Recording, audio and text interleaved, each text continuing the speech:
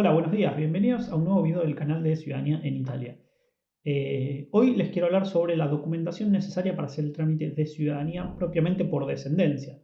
Sabemos que hay tres formas básicas de obtener la ciudadanía italiana. La más común es la iure sanguinis, que es por descendencia de sangre. Después se puede también tramitar por matrimonio, que es una naturalización, o por residencia, para el que ya es residente con un permiso de residencia, trabajo, estudio, ya desde por lo menos 10 años en Italia. Pero nosotros nos vamos a enfocar propiamente en lo que es la ciudadanía por descendencia, que es la iure sanguinis. ¿Qué documentación necesitamos para tramitar nuestra ciudadanía por descendencia?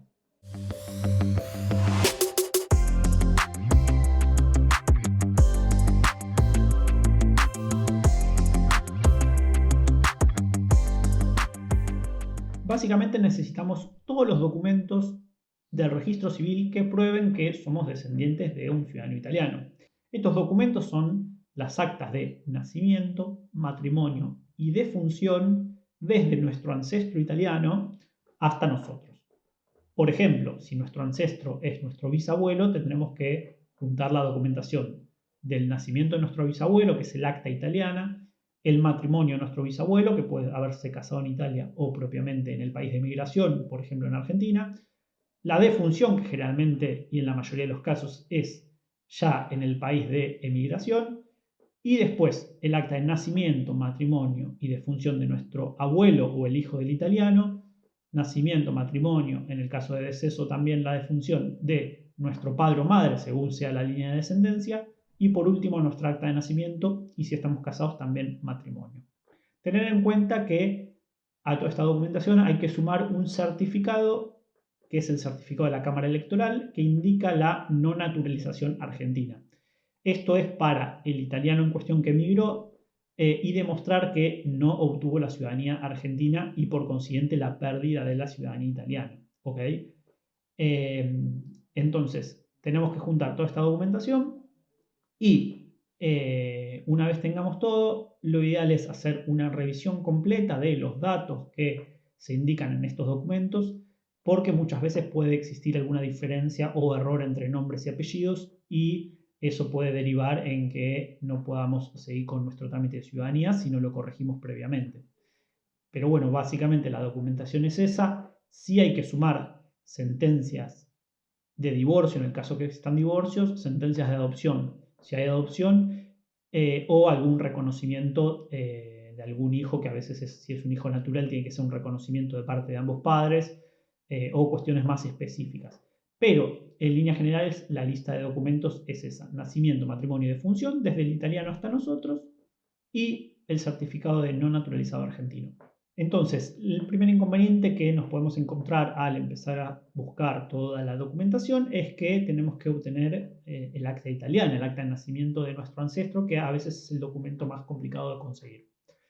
¿Cómo hacemos para encontrar información? Lo principal es empezar desde nuestra acta hacia atrás en nuestra línea de ascendencia, porque bien sabemos en nuestras actas figurarán los datos de nuestro padre, en las actas de nuestro padre figurarán las de nuestro abuelo y así sucesivamente. Con eso vamos recopilando los datos, armando el árbol genealógico y una vez que obtenemos los datos concretos del italiano, nombre, apellido, fecha de nacimiento o un año aproximado de nacimiento, nombre de sus padres y el lugar específico de nacimiento, ya estamos en condiciones de hacer la solicitud al comune de nacimiento de nuestro ancestro. Tener en cuenta que es fundamental dar con el dato que nos indique el lugar específico de nacimiento, que es el comune, el pueblo, digamos, de origen de nuestro ancestro italiano, porque no existe un registro central. Entonces, sí o sí, cuando pedamos el acta de nacimiento o el acta de bautismo, en algunos casos, vamos a tener que hacerlo específicamente al comune o la parroquia donde fue bautizado, en el caso de que sea anterior a 1866.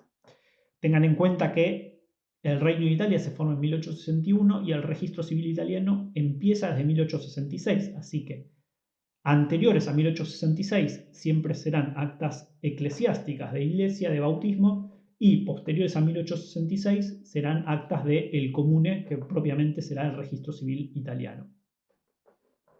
Si en los documentos de nuestro padre, abuelo, no encontramos datos específicos de dónde es originario nuestro ancestro italiano, también podemos buscar información en los registros de inmigración o en sentencias judiciales, como puede ser a veces el caso de sucesiones, o incluso también el nacimiento de otros hijos que no sean propiamente de nuestra línea de ascendencia, sino otros hijos del italiano de la rama de nuestros primos, de nuestros tíos abuelos, donde podemos llegar a encontrar algún dato específico de dónde es originario el italiano.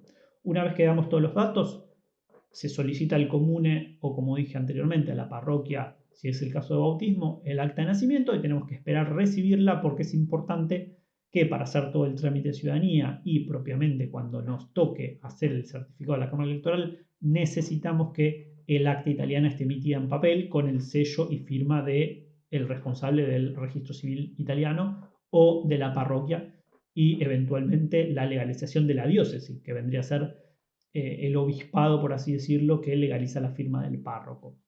Hablando de uno de los documentos importantes de la carpeta, que es el certificado de la Cámara Electoral, que es el que indica la no naturalización argentina por parte del italiano, este documento se solicita ante la Cámara Electoral presentando acta de nacimiento y acta de defunción del italiano, y hay que tener en cuenta una cuestión fundamental.